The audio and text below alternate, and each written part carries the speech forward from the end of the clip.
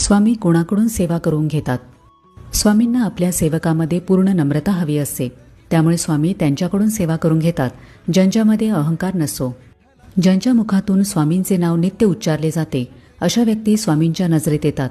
स्वामी त्यांना जवळ घेतात जे त्यांचे नाव हृदयात बाळगतात. संकटातही ज्या भक्तांचा स्वामींवरचा विश्वास ढळत नाही अशा भक्तांकडून स्वामी सेवा करून घेतात.